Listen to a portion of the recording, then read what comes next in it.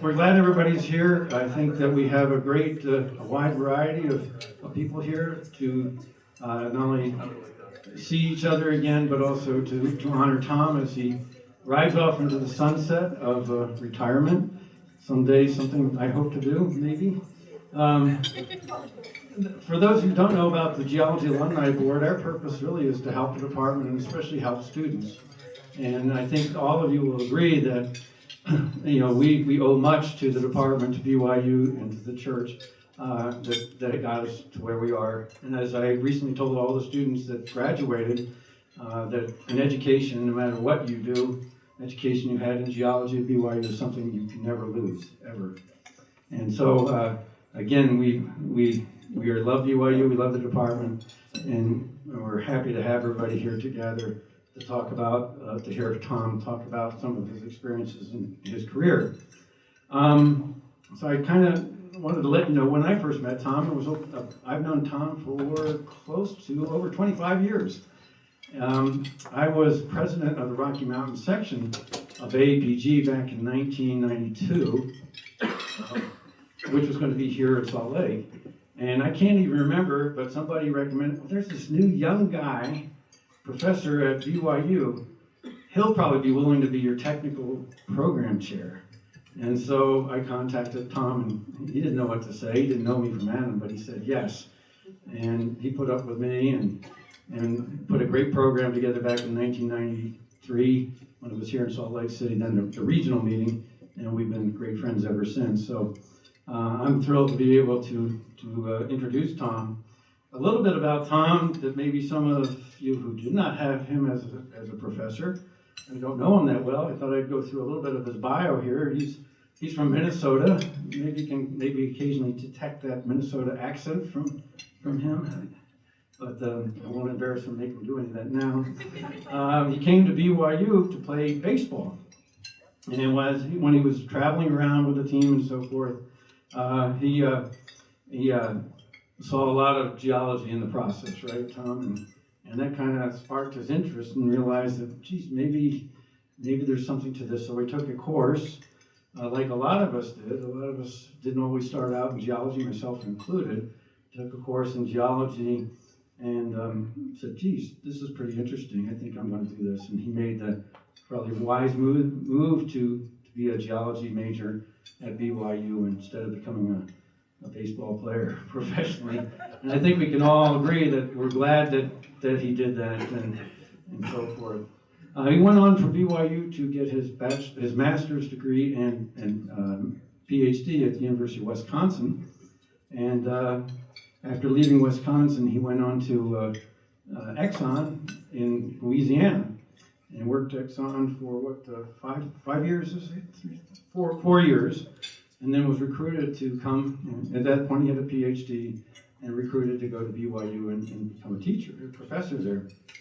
So while he was there at BYU, I kind of went through some of his resume here and picked out some interesting things that I thought, some of these things I didn't even know. The courses he taught included Introduction to Geology, which maybe some of us did take. I took a Geology 103, and that got me into geology. But he taught 101, taught Physical Geology 111, he taught Field Studies 210, he taught Sedimentology and Stratigraphy 370, taught Field Camp, he taught Sedimentary Petrology Clastics 672, he taught Petroleum Geology, and he was in charge of the career pathway. So that's quite an extensive thing. I asked my wife to do a little calculation because I was busy and calculated he's published over 43 papers in geology and over 80 abstracts. He's also made numerous presentations, and he was not only the chairman or the technical program chairman for that meeting that I first met him in, but just listen to some of these other awards and honors. He's been Best Teacher Award, 10 plus years. These are only the highlight ones. There's a whole lot of other stuff in here, but he was a keynote speaker on the 75th anniversary of his very beloved Capitol Reef National Park. He was a devotional speaker at BYU, which I actually watched. It was a fantastic talk. He received the Geologic Science Myron Best Teaching Award. He was president of the Utah Geological Association. He's been a guidebook editor. He's led numerous field trips, and on and on and on. But I don't want to, spend too much time up here just listening to me. Just one thing, and as a matter of fact, what I want to do right now is, how many of you took a course from Tom? Wow. And I'm raising my hand too, because about 10 years ago, we had Tom come to the Utah Geological Survey and teach us old guys a week of sequence stratigraphy. And I actually kind of remember some of this stuff. Okay, of you that raised your hand who took a course from him, how many of you had Tom for your thesis advisor? Wow, okay. Because he had, what, 30 or so theses? So, all right, leave your hands up that had your thesis. Tom doesn't know I'm going to do this. How many of them still like me? Well, we're going to find out here in a second. So, about 10 years ago, we funded Tom and his student Ashley, where's Ashley? Right here. Yeah. To do a sandstone project on the Navajo sandstone following the discovery of Covenant Field. And Tom did his part on this project. Ashley did his part, and they published part of it in Utah Geological Survey. But there was the rest of it that hasn't been published by the Utah Geological Survey, including the part that I'm supposed to do. So I'm still working on it, but I'm going to get to it. But for those of you, I have a chance to get even with Tom. I have his right up here and red pens, so you can have a chance. We have to have everything peer reviewed, so it's your chance to, where are those hands that had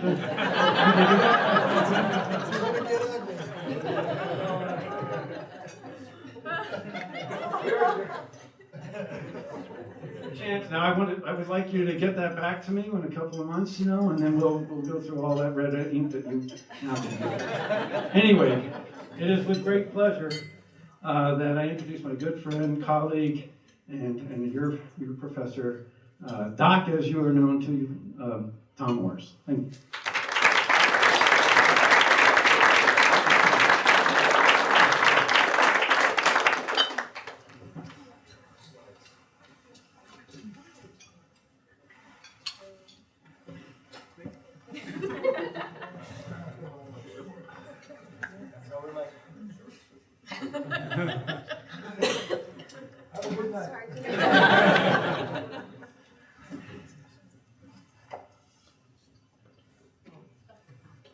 Well, thank you, Tom, for that wonderful introduction. It was way too long, but anyhow, we need more red pens, I think, before this is over. But I really appreciate all of you being here. I know that time is precious, and I appreciate you spending your time with me tonight.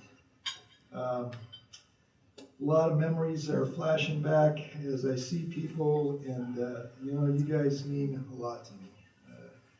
I've had a couple of months now of kind of doing the last thing that I'm ever going to do that again, and it's really nostalgic and really wonderful to reflect about my life and the great career that I've had. And mostly it's about you. Mostly it's about people. So I appreciate you being here tonight. Many of you have worked hand in hand with me over the years. And hopefully through those experiences together, we have mutually benefited. But I know that my life has been enriched by you working with me as we stretched and we leaned on each other. There's some of those experiences that I'd like to reflect on tonight. So if we stayed here till midnight, we could probably talk about most of you, but you don't want to do that, neither do I. So I decided to limit my reflections to a few of you that are both attending this evening and that I could find photos of. So I apologize if I missed anyone. You are all really, really important to me. So let me begin by explaining the title of the talk, Why Sand Paintings? Well, obviously sand has been very, very good to me over the years.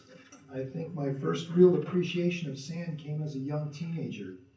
Our family spent many a long weekend fishing in the pristine shores of the Apostle Islands on the south shore of Lake Superior. On occasion, we would break from fishing to have a picnic lunch on one of those island beaches. I remember distinctly watching the waves move the sand grains on the beach face. At that time in my life, there was a major environmental controversy that dealt with the iron mining industry in northern Minnesota. Taconite pellets were produced from the low-grade iron ore of the Minnesota's Mesabi Iron Range, which you geoscientists want to know is a pre-Cambrian banded iron formation. The pellets were then shipped via the Great Lakes to the steel mills in Indiana and Ohio. At the time, the taconite tailings, which were the waste of the pellet-making process, were simply dumped into Lake Superior. I remember those tailings being washed ashore and concentrated on the strand line of the beach on Madeline Island, which was more than 50 miles from their entry point into Lake Superior.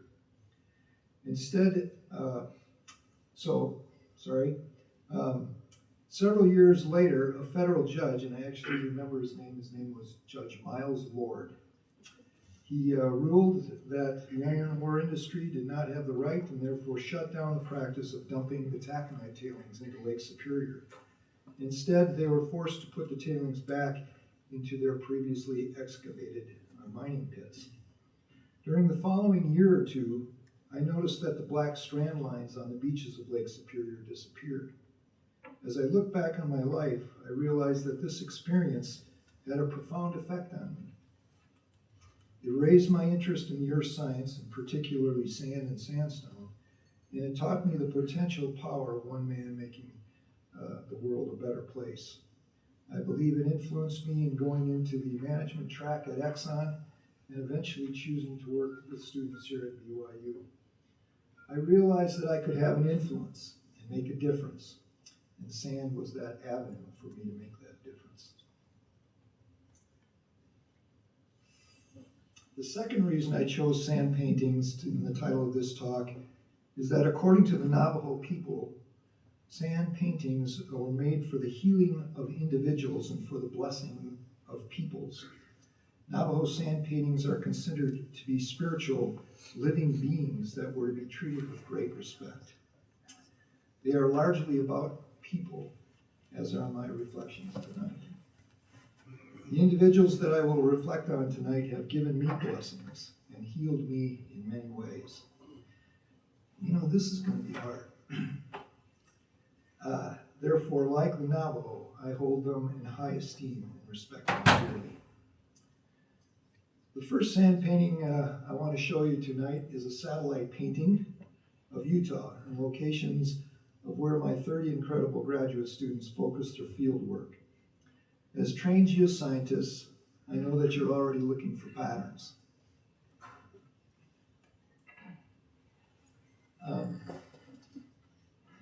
You will note the concentration of dots around the Santa Fe swell and around my favorite place on earth, Capitol Reef National Park.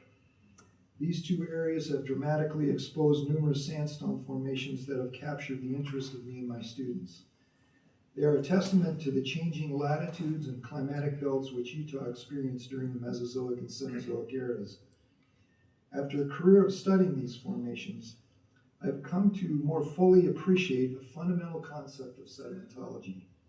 And if I had to do all my classes over, I'd emphasize this. So Sam, listen to this. Rocks do not accumulate without subsidence creating accommodation for them.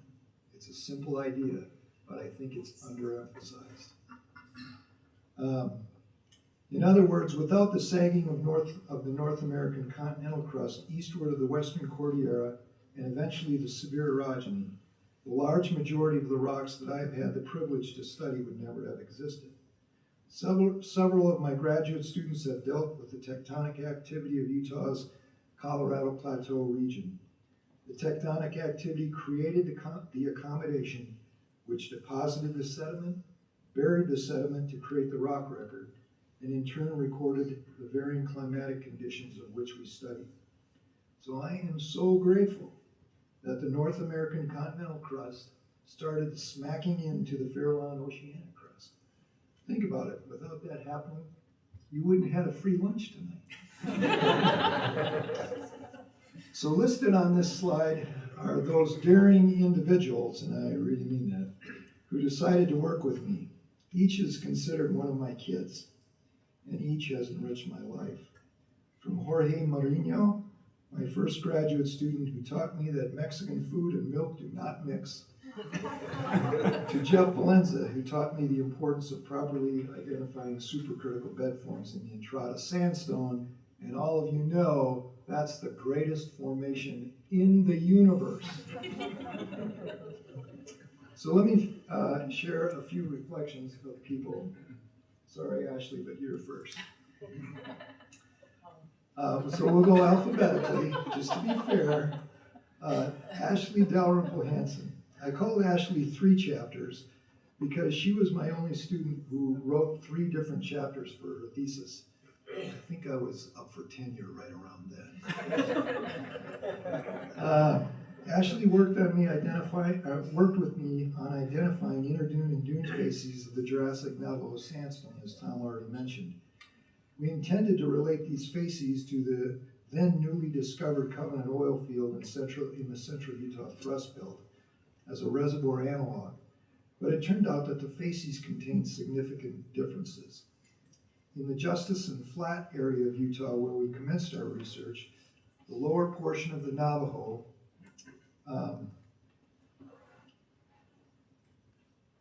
was more like a wet erg and had numerous interdune facies that were not observed in other areas. My favorite of those facies was the wavy algal mat there on the middle left, which had such poor porosity and permeability that we considered it a barrier to fluid flow. Does this all come flushing back, Ash? Yeah, we called it the WAM. The WAM, there you go, baby. And of course, fluid flow barriers would have implications for any producing oil reservoir that was deposited in an erg system like the Navajo. We had numerous undergraduates work with us, including Nicole June, who was later, who I had the privilege of later introducing to her future eternal companion. I had 2 of those in my career. Rand Gardner, some of you remember Rand. Other undergraduates included Chris Spencer.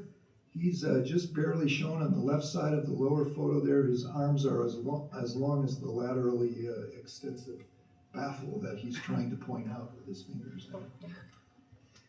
And we also had Ann Dangerfield, who has had a distinguished career with Exxon. And then we had this Russian dude. Do you remember him? I don't remember. Yeah. We had a Russian dude. He came for a while. And, I don't know what his deal was. I'm thinking it had to do with an election or something. I don't know. Next was Tanner Hicks. I would call Tanner the worker bee. Although Tanner graduated in 2011, I'm pretty sure that he'd still be pumping out field data if I had asked him to do so. And of course, his master's would have been the longest in collegiate history. With Tanner's drive and enthusiasm, we did 2 years of field camp on the Entrada sandstone. Some of you here may remember outcrops along Posey Lake Road or along Moore Road Cutoff. Tanner opened our eyes to the variety of facies within the western portion of the Entrada system, from as far south as Hole in the Rock Road by Escalante to the northern edges of the Santa Fe Swell. Although we did not get everything right, I think we got several critical facies correct, as illustrated in this paleogeographic reconstruction. Tanner discovered what we informally called the Bitterseat Wash sandstone. This sandstone extended for tens of kilometers along the west flank of the Santa Fe Swell. It represents deposition of Aeolian dunes that had marched from north to south into a wetted sock environment in the Jurassic Utah-Idaho Trough. This sandstone was an unexpected high-quality reservoir rock amongst a thick pile of red mudstone. These and other of Tanner's discoveries, such as an Aeolian lust deposit on the western edge of the Entrada erg margin, which, by the way, another undergrad who didn't make it tonight, Dallin Laycock, some of you remember Dallin, worked on that as well, and eventually led to a very detailed paleogeographic reconstruction of Utah during Entrada time. When Tanner and his wife left BYU, I think they were going on their 3rd son, and they now have a 6-pack of boys. So we'll have to see what the future holds. We're at Hicks 6. Just told we're done. So mark his words. We'll see. David Little. David will go down in Sandlot lore as having taken the longest time to complete his thesis. But given the amount of data he collected and then plotted, it is no wonder. I would call David the ratio man, because using a statistical approach known as principal component analysis, he made over 200 cross plots of elemental changes that occurred within ancient dune set lamina of the Navajo and Weber sandstones, as well as changes in the modern foreset lamina of coral pink sand dunes. If you want to know how the ratio of silica to iron changes, or in most cases doesn't change, right, David? Within the foresets of the Weber sandstone, ask David. He has a plot for that.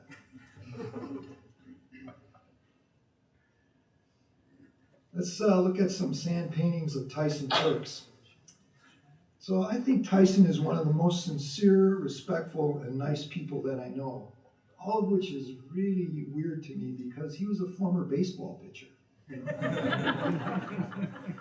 Tyson worked on Entrada and Curtis equivalent rocks called the Twist Gulch Formation on the west side of the Wasatch Range.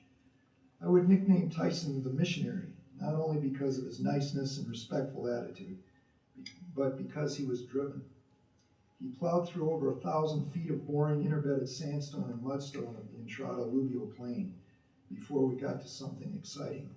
Low accommodation channels that marked the top of the Entrada and gave us confidence in correlating the Twist Gulch rocks to the San Rafael group using terrestrial sequence stratigraphy.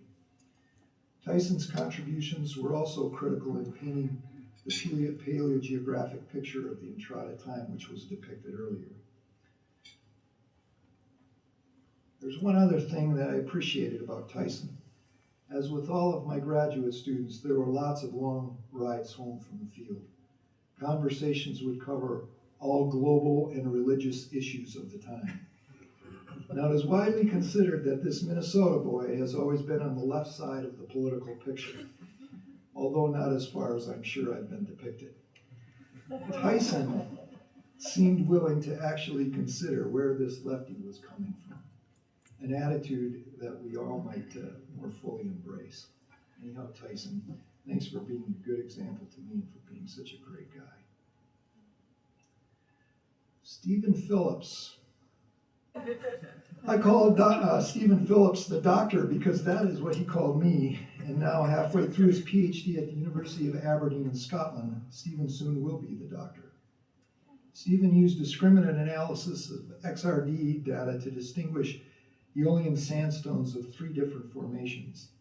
Stephen experienced the serendipity effect while working on his thesis and eventually was able to publish 2 different papers, including one in the Journal of Sedimentary Research. One of his published contributions demonstrates the earliest known development and eventual migration of the forebulge of Utah's Jurassic Foreland Basin. Further evidence of Stephen's natural ability for research was handed to me during his last week of school before he headed off to do a stint in the petroleum industry with Anadarko. He handed me a list and said, "Here, Doc, is the next 6 master's theses you should have students work on." I was impressed.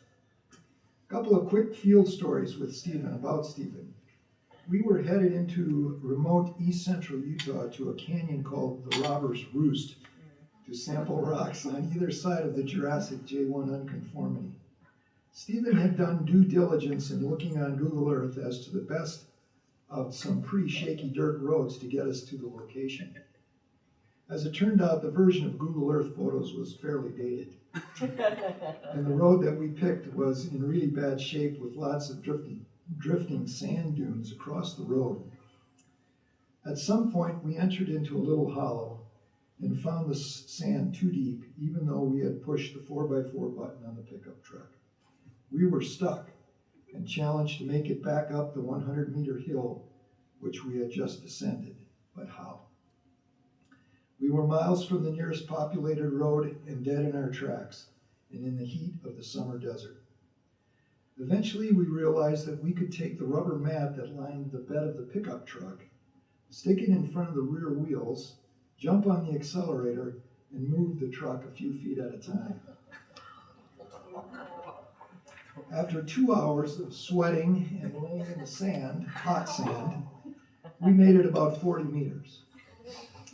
Then something miraculous happened. As I sat in the driver's seat and hit the accelerator, I realized that there were rooster tails of sand coming from the rear tires, but not the front. I quickly made the realization that this truck must have lockout hubs. I opened the door, looked at Stephen, and with as much excitement as a kid in the candy store exclaimed, "We are out of here!" I promptly went to the front wheels, engaged the hubs, and we powered right up the hill and survived.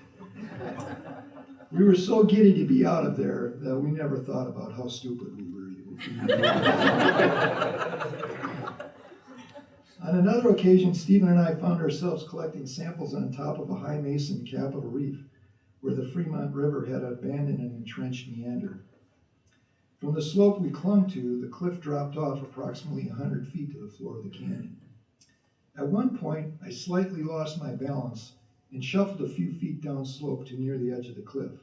Suddenly, an arm reached out and grabbed me. Stephen looked at me and kind of kiddingly said, "Doc, I saved your life." Remember that?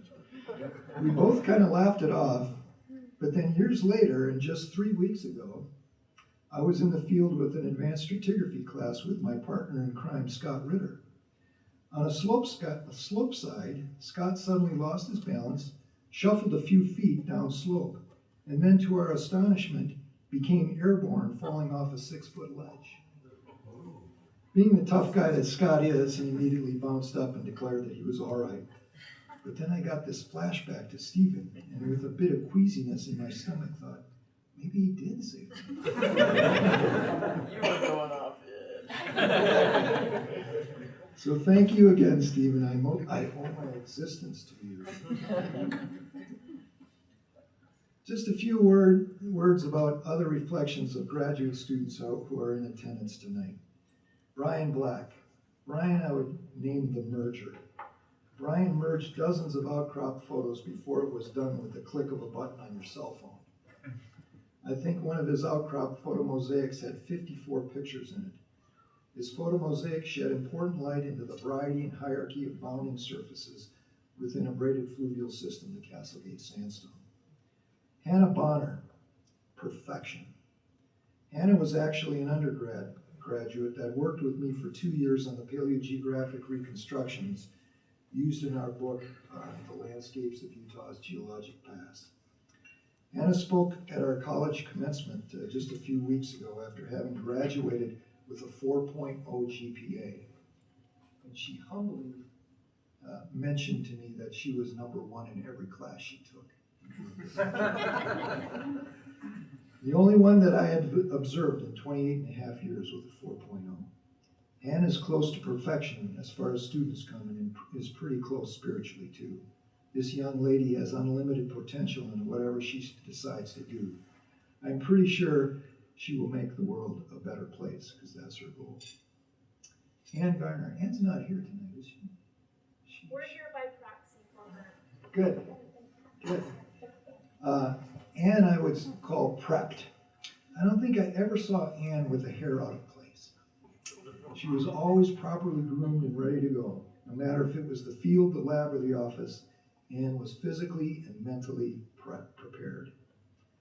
Dan Martin, suave. Or, for him, suave. Dan had more California cool than any Utahn I ever met. Nothing got him too excited except for maybe the incredible amount of mapping that he captained in our quadrangles at Capitol Reef. And Dan, I don't like campfires either. It's lousy. Brianna Thomas McClellan. Is Brianna here? Brianna did make it. Brianna Rosanna Dana, some of you remember, was just good at whatever she did. And she had a calm, collected aura about her. She was my first mapper at Capitol Reef, and even today her map is proudly displayed for sale in the visitor center at Capitol Reef National Park. I have nothing but fond memories of you, Brianna. Tammy Hodge Nix, high energy. I could also have called Tammy the go-go girl. Tammy thought we needed when Tammy thought we needed to do something, she was on it. If we needed to revisit the field, it was, okay, Doc, when are we going? Let's get after it. Come on, let's go. I think her husband Dave would say that Tammy has not lost her enthusiasm for life, especially in raising her 3 boys. Mary Beth Wagner is here. I didn't write anything, Mary Beth. Mary Beth came to us from, she came to us from the Midwest, which was a connection already. And then she went to Wisconsin after graduating with her degree at BYU. I just love Mary Beth, but I can tell you that my wife Lisa loves her even more. They just connected. So let me give you a few spiritual paintings if I can. I've been blessed for the past 28 and a half years to have taken hundreds, if not thousands, of students into the field, something I was and still am a bit passionate about. In all of those years and through Heavenly Father's help, we have not sustained a serious injury, although a few students ripping their bottoms on pieces of glass and tin cans while sliding down the rocks of the Virgin River in Zion National Park came close. We also made an emergency run in the middle of the night from the north rim of the Grand Canyon to the regional hospital in St. George, Utah, after the then sophomore student Summer Rupert, who is now a former professor at BYU and a present professor at the U of U, tried to tough out being sick on our Geology 210 trip. She toughed it out right up until her fever hit over 104 degrees. It took her more than a month to recover from a serious infection that had been brewing in her system for some time. Probably the most memorable, and it's highlighted as the 4th bullet there, a field experience that I ever had with a group of students happened in one of the most special places on earth, Cathedral Valley of Capitol Reef National Park. 16 years ago and many years previous to that, the last day of Geology 210 was spent driving north out of Capitol Reef by way of Cathedral Valley. We would look at Temple of the Sun and Temple of the Moon and discuss their formation, observe Glass Mountain, where James Talmage collected those large gypsum crystals, and look at impressive igneous dikes and sills cutting through the red rocks of the Entrada sandstone. But this year something special happened. So special that when I returned home, I wrote the experience in my journal. I'd like to read from that for just a moment, so please imagine this sand painting in your minds. I entitled it The Flash Flood in Cathedral Valley. On August 28, 2002, I was leading a band of 28 geology students and 3 teaching assistants into Cathedral Valley in the northern portion of Capitol Reef National Park. After having gone more than 20 miles on dirt road and having stopped at Temple of the Sun and Temple of the Moon by Glass Mountain, we observed a dark thundercloud coming over Thousand Lake Mountain to the west. As the thundercloud grew nearer, we saw a small funnel cloud drop out of the south side of the main thunderhead, although it was never near to touching the ground. Experiencing only a few drops of rain in our location, we continued up the dirt road, and I mean dirt, no gravel bed on the road. We continued to drive to the west within Cathedral Valley to look at some igneous intrusions called sills and dikes. At a location approximately 2 miles east of a fan array of igneous sills, the small tributary drainages which we were crossing started to fill with water. Soon they were rushing water, and the rain had now started as well. The roads became greasy and muddy, and soon we could travel no further. The small drainages were filled with red, muddy water colored by the eroded sediment of the Jurassic Age Entrada, Curtis, and Somerville sandstones and siltstones. Still, with relatively little rain at our location, we sent one van back the way we had come to see if we could back out of our predicament. The driver came back to report that the main drainage that we had crossed on dry land just a half an hour earlier had a 4-foot-high wall of water rushing through it. We were trapped. The rain had now completely stopped at our location, As we looked around the road ahead, we could all hear the eerie sound of rushing water in this desert wonderland. Approximately 1/4 of a mile to the north, we could see the main drainage in the area. As we approached it by foot, we were awed to see ripping red water with standing waves as high as 4 feet. I observed rounded basalt cobbles approximately 6 inches in diameter floating in the muddy red viscous water. There were live sagebrushes rushing by as well.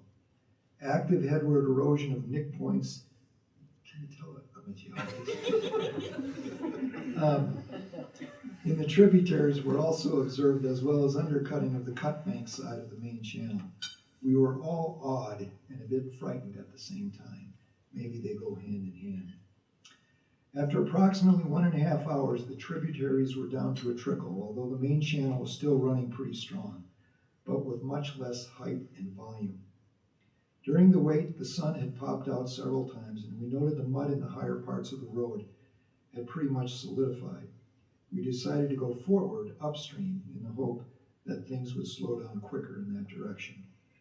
Then I have a subtitle here, Prayer.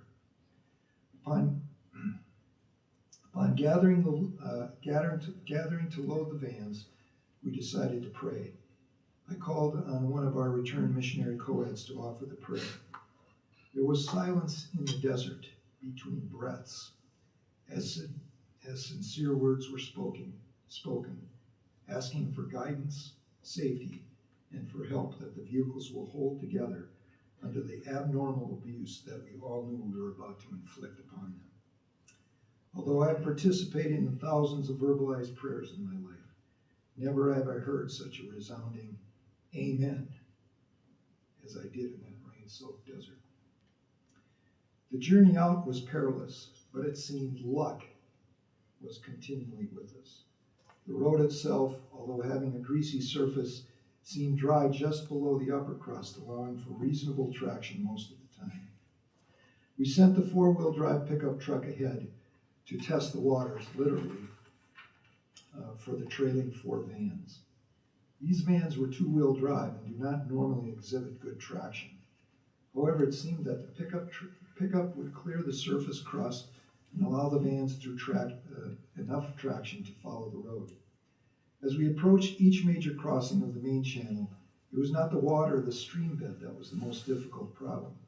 Instead, it was the approach to the stream bed that was most difficult. The rushing water, although now significantly subsided, had deposited a thick layer of mud at the edge of the stream bed. Further, there was up to 18 inches of drop-off from the roadbed to the newly downcut stream bed. The driver was in a difficult situation of trying to figure the speed he would have to carry in order to make it through both muddy stream banks, yet not carry so much speed that the van would bounce to the point of breaking an axle or some other component of the vehicle. Only twice did the 4-wheel drive pickup have to tie the tow rope to a stuck van. Truly, those vans did more than they were designed to do. After having safely crossed the main channel stream at least 9 times, we were about to leave Cathedral Valley. I was very worried about 2 more areas of the road. First, to exit the valley from the north, we would have to drive up a very steep ridge that had a turn in it. The ridge was also made of entrada mudstone and siltstone. But to our good fortune, it had not rained in the very corner of the valley where we were to exit. We drove up the steeply winding ridge without incident. Secondly, we had a long stretch of driving over the Mancos Shale, which I knew from previous experience was also clay-rich and even more greasy than the Entrada. Fortunately, again, we drove north towards the second major thunderstorm on dry road. As we approached the area where I knew we had to turn left and to the west, it started to hail. If we were 10 minutes or less later, the water on the Mancos would have made the road impassable. As the hail cracked in our windshields, we had only 1/2 mile to go to reach our corner and drive out of harm's way. Fortunately, again, in that last 1/2 mile, we came upon a large semi-truck. What are the possibilities? that was hauling gravel to the back roads where we had been. The tire tracks of the big truck seemed to disperse the hail-wetted surface. We made our corner and were quickly back on dry road. We traveled several more miles on dry mango shale before hitting the interstate. This band of geologists in training experienced the awesome power of Mother Nature firsthand. No doubt the concepts involved in the erosive power of water will never be forgotten in the minds of these young geologists. But at what cost? At least 12 miracles happened in Exning Cathedral Valley, and yet not a person was hurt, including a 5-month pregnant peer.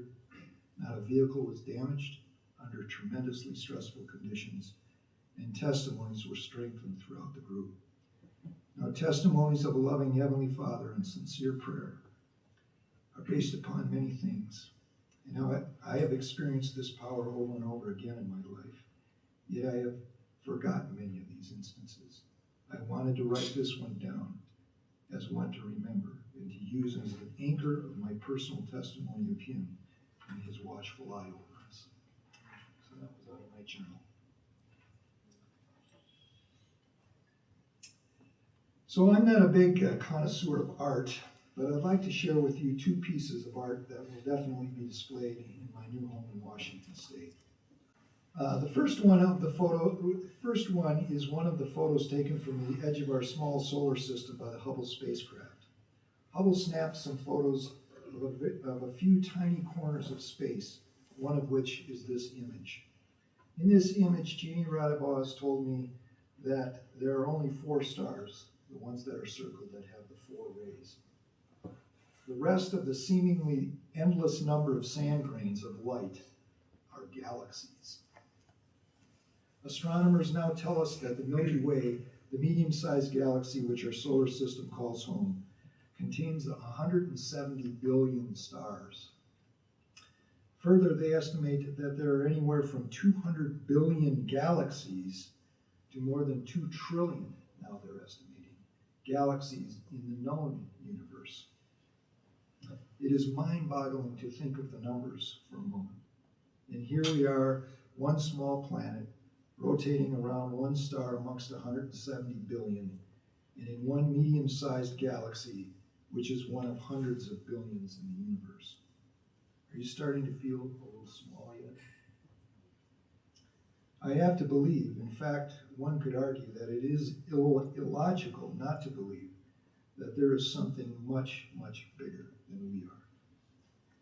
If you sometimes struggle thinking life is just about muddling around on Earth for a few decades and then returning to the dust, I challenge you to look up in a clear, dark sky sometime. I recently did this at Capitol Reef, which has been designated an international dark sky site, and it was awe-inspiring. There is something bigger than we are out there, and I think our religion is trying to talk to us about that. It makes our time on Earth pretty important. Maybe we should get over thinking that we are just muddling around. The second painting that I'll have on my wall of my new house will be this one by Liz Lemon Swindell. It represents the greatest sand painting ever done. I read from John. Jesus went unto the Mount of Olives, and early in the morning he came again into the temple, and all the people came with him, and he sat down and taught them.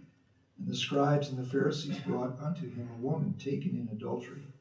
And when they set her in the midst, they say unto him, Master, this woman was taken in adultery in the very act. Now Moses in the law commanded us that such should be stoned. But what sayest thou? This they said, tempting him, that they might have to accuse him. But Jesus stooped down, and with his finger wrote on the ground, as though he heard them not. So when they continued asking him, he lifted up himself, and said unto them, He that is without sin among you, let him first cast a stone at her. And again he stooped down and wrote on the ground. And they which heard it, being convicted by their own conscience, went out one by one, beginning at the eldest, even unto the last. And Jesus was left alone, and the woman standing in the midst. When Jesus had lifted up himself and saw none but the woman, he said unto her, Woman, where are those thine accusers? Hath no man condemned thee? She said, No man, Lord. And Jesus said unto her, Neither do I condemn thee. Go and sin no more. I've thought about these scriptures often. I've thought about the violence and the chaos that the woman being caught in the very act, being taken, likely roughed up by loud, boisterous men of authority. What were her feelings as this was taking place, versus her feelings of relief and peace when, standing only in front of the Lord, he quietly proclaimed unto her, Neither do I condemn thee. Go and sin no more. If I have offended any of you because of my weakness, please forgive me. The offenses were done by an immature man with too much pride and too little soberness. Please forgive and forget. Together let us find his peace. A few last sand paintings of individuals for whom I owe special thanks. Chris Mortensen has been my friend since the day I rolled into the department in January of 1990. For more than 28 years, Chris has carefully shepherded me. Where is Chris?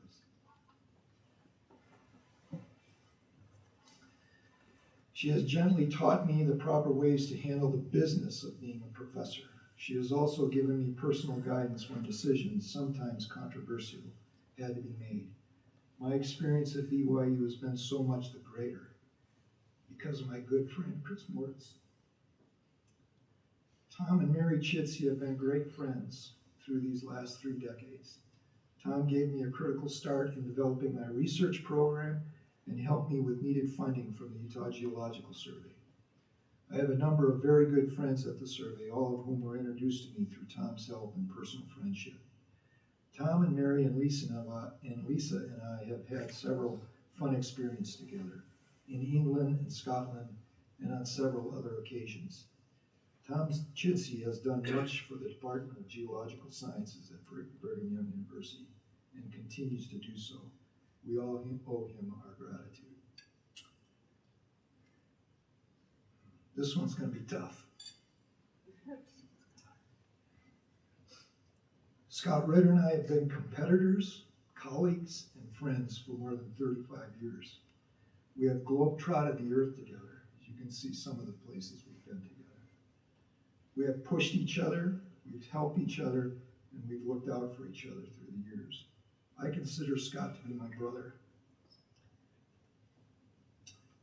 I've always looked up to his example as a teacher, as a researcher, and as a mentor of many aspects of life, including things both academic and spiritual.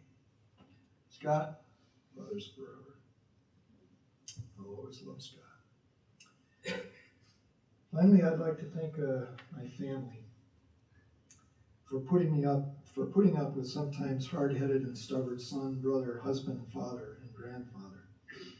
Deese and I have talked about how people in the spotlight, which I get to shine on her tonight, will make statements like, "She was the wind beneath my wings," and how those statements really don't cut it. I can only tell my family that I love you dearly, especially you, honey, the heart of this family. Together, let's have the last great chapter. Enough of that. Oh yeah, and then there's this guy. He couldn't be in one of my titles. He's gotta be there, right? So brothers and sisters, fellow geologists, geoscientists, friends, I have suggested in a previous talk that time is a precious commodity and a finite resource. Thank you for sharing your time with me tonight. Thank you for who you've been to me over the years. Thank you for your individual paintings, your smiles, your insights, and especially for your good examples. My life has been enriched because of you and my time better spent. May the blessings of heaven be with you until we meet again, and I'm sure we will. And that is my testimony and my prayer in the name of Jesus Christ. Amen. Amen. Thank you, guys.